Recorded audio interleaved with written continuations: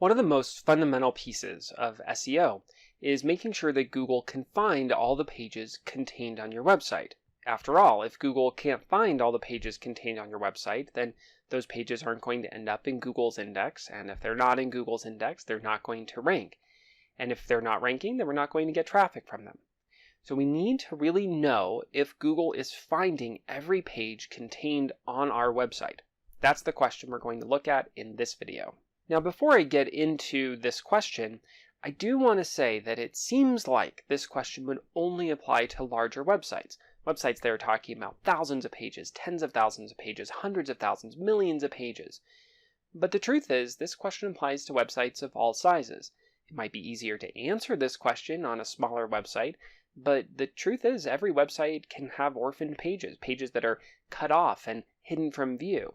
And we want to make sure that we're finding those pages and figuring out why those pages are hidden from view, so that way Google and humans can find all the pages contained on our website, whether we have 10 pages for people to find or 10 million pages for people to find. So how do we answer these questions? Well, there's really 4 things we need to measure. First, we need to know how many pages are contained on our website. Next, we need to know if Google is finding all those pages, crawling through all those pages. We then need to know of the pages that Google has found. Is Google actually putting those pages in their index? Are they actually ranking those pages, sending traffic to those pages? And then finally, we need to know how many pages human visitors are finding. Because if human visitors can't find a page, Google probably can't find that page either. So these 4 metrics that we need will give us the answer to if Google is finding every page contained on our website. Let's talk through each of these metrics in detail, starting with metric number 1, how many pages are contained on our website. The reason we want to track this is the number of pages that could potentially be visited by humans, could potentially be crawled by Google's bots. We need to know how many pages potentially could be found, and then we can compare the other numbers that we're going to track back to this number. If we think that there's a potential for Google to find 150 pages on our website, but then we dig in and we start to see, well, they're only finding 75 pages. Then this is how we know we have a problem. Getting this number is simpler for smaller websites. For a smaller website, you can FTP into your website or look at a list of pages within your hosting control panel. Elementive.com is a good example of this. We can go into our control panel and we can find the very few pages contained on our website listed there. This gives us the full and complete list of all the potential pages that Google could find on Elementive's website. For larger websites, this starts to get more complicated. Let's talk through an example of how you can find these pages in WordPress. In WordPress, go under Posts or Pages, and you want to count how many published posts or pages exist. For example, on my website, MatthewEdgar.net, there are 135 published posts. And I can add the count of published posts to the count of published pages, and I can come up with a tally of how many total pages exist on MatthewEdgar.net, the total number of pages that humans or bots could potentially find. For enterprise websites that are even bigger, this can be very complicated. It is possible that you might be able to query a database and see how many different pages could exist. You may also need to crawl your website and see how many pages are found within an internal crawl. Granted, a crawl tool may not be able to find certain pages because certain pages may not be linked to. That's where hopefully querying this out of a database, looking at different internal systems to gauge how many pages you have could be beneficial. The next metric is how many pages did Google crawl? We want to know how many pages Google's bots were able to crawl through and visit as they were looking at your website. The best way to do this will be by analyzing your website's log file. When you open up your website's log file, you can filter by Googlebot as the user agent, and then for any hits from Googlebot, you can pull the pages that were requested. Once you have that list of all the pages that were requested, you can deduplicate that list for a unique view of how many pages Googlebot requested. As a side note, you can also plot the number of unique pages crawled by day, which can give you a different way to look at this and understand Google's crawl volume of your website.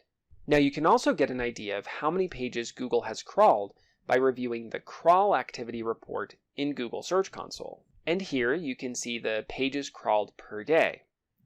For the sake of figuring out how many pages Google has crawled, I like to look at the average. That gives us at least an idea of how many pages Google is looking at on an average day. In this case, we have about 88 pages. So if our website has about 90 pages on it, 88 as an average would be pretty good. If, on the other hand, we have 5,000 pages, well, none of these numbers would be good in that scenario. The next metric that we want to measure is how many pages Google indexed. And measuring this gives us an idea of, once Google has crawled certain pages, how many of those pages they deem worthy of moving into the index. And once it's in the index, that's when it can show up in rankings and you can start getting traffic from that page. One of the best places to find this is within Google Search Console's coverage report.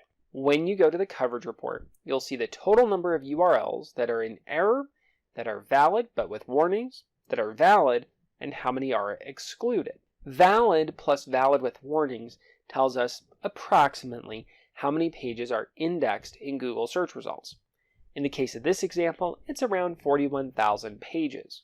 Now we can also measure how many pages are in Google's index by looking at how many pages Google sent traffic to. If it's in Google's index and if it's ranking, then people might be clicking on that ranking and coming to our website.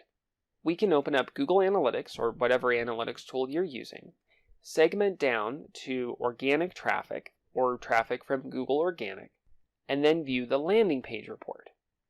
Within the landing page report, we're looking for the total number of unique landing pages that Google sent traffic to during this time period. And for this, I think a wider time period is usually better. 3 to 4 months gives us a really comprehensive look at all the different pages, including the really small volume pages that Google might be sending traffic to. The final metric that we want to track is how many unique pages did human visitors access? How many unique pages did people actually go to on our website? Because if humans are finding more pages than Google is, well, then that gives us an idea that Google might be missing certain things. In Google Analytics, you can use the All Pages report to find the full list of pages that visitors have accessed within a certain date range. On this website, we have about 38 pages that people found over this time range. Now that we've talked through all of these different metrics individually, let's bring these metrics together. And let's look at a single website example and pull each of these metrics for that website. Once we have those metrics, let's talk through what problems and opportunities those metrics indicate as it relates to our SEO. All right, here are our metrics. We have 3,800 total unique pages on the website. That's the potential number of pages that could be found. We know that Googlebot has crawled about 2,300 of those pages. Google Search Console tells us there's 4,200 pages that are either valid or valid with warning. We've got 2,600 pages that received organic traffic over the last 3 months, but humans have somehow managed to access 7,400 pages on our website. What do all these numbers mean? These metrics would suggest that Googlebot is probably not finding all the pages contained on our website. After all, we have 3,800 pages on our website, but Google's only crawled 2,300 of them. What happened to those other 1,500 pages? If we saw this particular situation, the next step would be pulling a complete list of pages in each category. The complete list of unique pages that Googlebot crawled, and the complete list of unique pages that exist on our website. And then we can compare those two lists and see what's missing. The other thing that's worth noting in this example is that Google has indexed far more pages on this website than actually exist. Google is showing 4,200 pages in the coverage report, but we only have 3,800 pages on our website. What this probably suggests is that there are some junk or low quality pages that are getting created, possibly from a mistake within our content management system or through a third-party script run amok. We want to dig in and see if we can find what those pages are, and then if we can find those, if we can get rid of those, assuming they are junk or low quality pages. If you have any questions as you dig into these metrics, or you need help solving problems that are exposed as a result of these metrics, please let me know. You can email me at matthew@elementive.com. If you found this video helpful or educational, please subscribe for more videos like this from Elementive. Thanks so much for watching.